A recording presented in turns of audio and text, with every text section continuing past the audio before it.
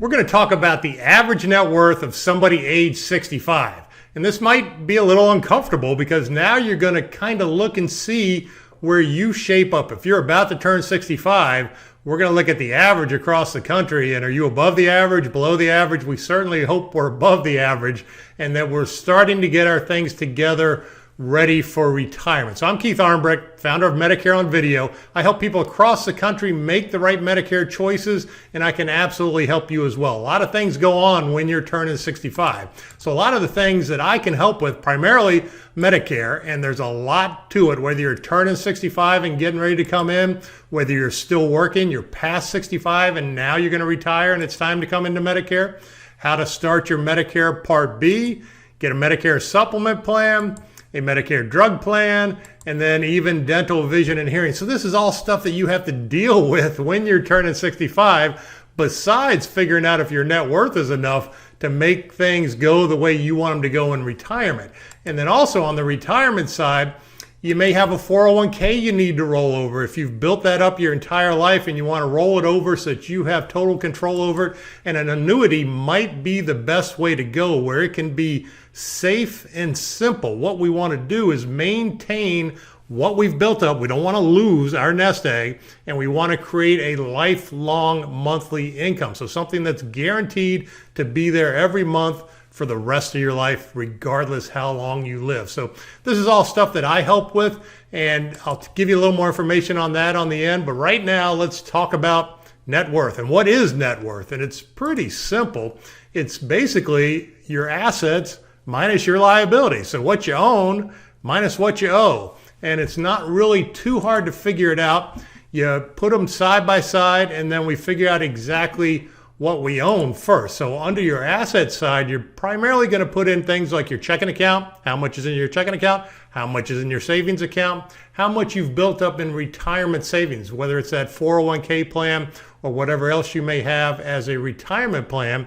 And then your real estate, obviously how much equity you have in your home, assuming that you own a home. That's generally the biggest piece of wealth most people have, is that chunk of equity that's in their home. And that's a whole different story on figuring out how to best utilize that equity in your retirement so that it works for you as well. And then your autos, and hopefully your autos will be an asset and not a liability. Depends on whether you owe money on them.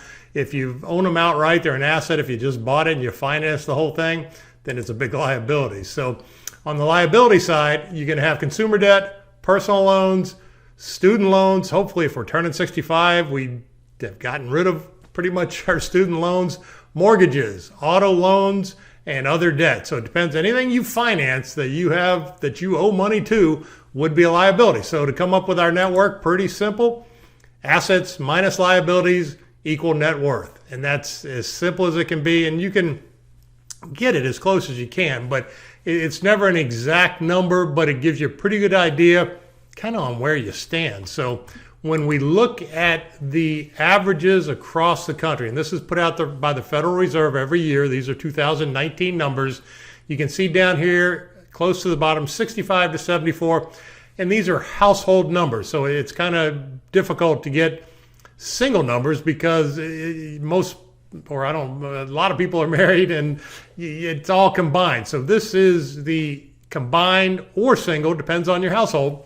And you can see average net worth, there's two different columns, $1,066,000, and then median net worth is $224,000, a significant difference between those two numbers. So what is the difference between average and median? And average is really skewed because if you take an average of across the board scenarios, the ones at the very high end of that scenario are going to skew the number much farther to the left because they are a much larger piece of the pie when it comes to overall assets. So that average number isn't really a number. So you can feel a little bit better about that.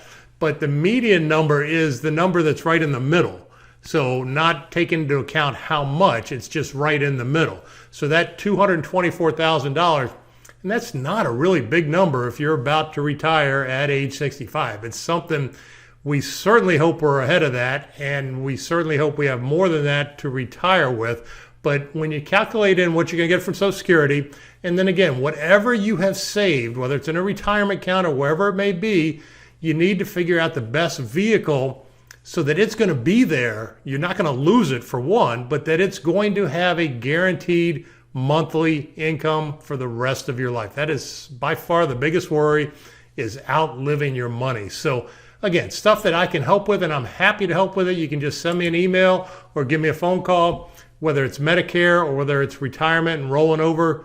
It's not as complicated when you have somebody that knows what they're doing. So that's what I do every day, and I'm happy to help. I'm going to give you a little information on my website, but just visit MedicareOnVideo.com. Tremendous amount of information there. Also, absolutely visit my YouTube channel. I have videos on all this stuff, and then I'll give you some more information on exactly what you can find on my website. Hope you found this helpful. Stay tuned.